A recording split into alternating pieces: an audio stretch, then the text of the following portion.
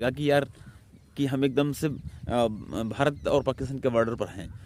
तो दोस्तों आप देख सकते हैं, देखो ये किसान भाई बेचारे अभी अभी देखो बिल्कुल से ये गायों को घेर करके ले जा रहे हैं। अब सोचो ये ऐसा का गौशाला बनवाए थे योगी आदित्यनाथ ने। जी जी जी जी तो उन्होंने पहले कहा था, जी जी अब कुछ ध्यान ही नहीं देते। ध्यान नहीं दे रहे हैं। अच्छा, अपने एरिया में भी ऐसा माना जा रहा है कि कई जगहों पर गौशालाएं बनाई भी गई हैं। परंतु नमस्कार दोस्तों, मैं हूं अजय प्रताप सिंह तोमर और आप देख रहे हैं आईना भारत का। दोस्तों आप मेरे पीछे देख रहे होंगे कि जैसे हिंदुस्तान और पाकिस्तान के बीच में एक सीमा रेखा है और तारों की एक बाड़ लगाई गई है, जिस प्रकार से बिल्कुल सेम वही हालात अभी गांव के लोगों के हो रहे हैं, जो किसान भाई हैं उनके हो रहे हैं।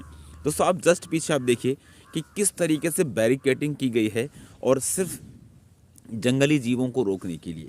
इस समय जंगली जीवों की अगर हम बात करें तो चाहे वो गाय हों, बंदर हों और गीदड़ हों और न जाने कितने ऐसे प्रकार के जीव जंतु हैं जो इस समय किसानों के लिए बहुत ज़्यादा दुखदाई बने हुए हैं। किसान बेचारा इतनी मेहनत करता है, अन्नदाता इतनी मेहनत करता है, इसके बावजूद भी उसे दिन रात रखवाली करनी पड़ती है। अब सोचो, पहले मेरे जस्ट पीछे आप देखिए, एक तो इतनी भयंकर ठंड और कोहरे का समय है और उसमें जहां हम लोग रात में अपने घरों में लेटते हैं, घरों में लेट करके भी ठंड को दूर नहीं कर पाते हैं, वो बेचारे खेतों में ऐसे पड़े हैं इतने भयंकर कोहरे में, रात की कितनी भयंकर ठंड।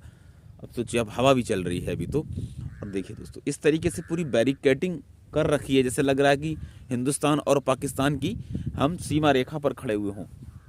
अंदाज़ा आपको ऐसा लग जाएगा कि यार कि हम एकदम से भारत और पाकिस्तान के बॉर्डर पर हैं।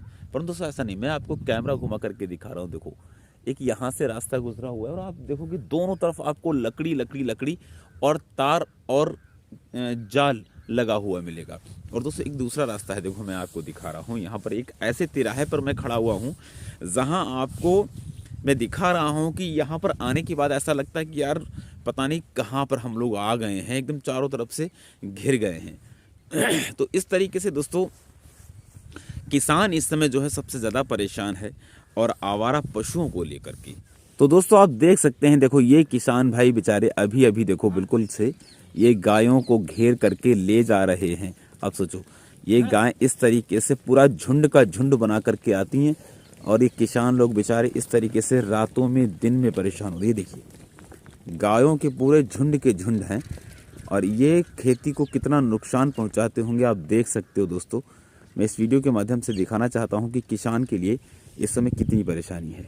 तो दोस्तों मैं इस समय खड़ा हुआ हूं एक खेत पर जहां किसान भाई हमें मिल गए हैं और वह अभी गायों को यहां से अपने खेतों की तरफ से दूसरे खेतों की तरफ यानी सड़क की तरफ ले जा रहे थे।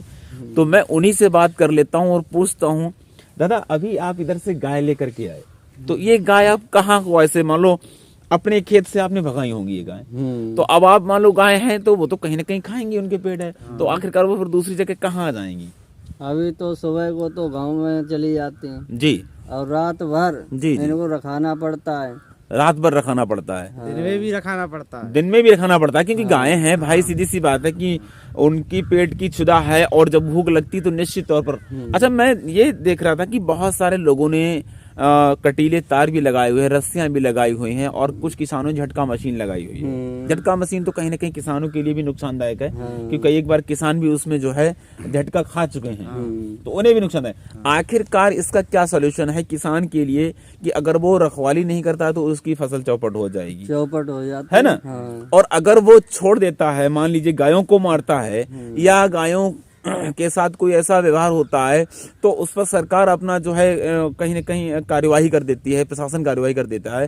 तो ऐसी उहापोह की स्थिति में किसान क्या करे? मतलब आप लोगों के बीच बड़ी वैसी स्थिति है, ऐसे में आप लोग कर क्या सकते हैं? कुछ नहीं कर सकते हैं। कोई मतलब ऐसा विचार है आपके मन में, कोई ऐसा उपाय, कोई ऐसा विकल्प कि इनका ना गायों को मारा जाए, छेड़ा जाए और ना ही फसल आपकी नष्ट हो, कोई ऐसा है उपचार?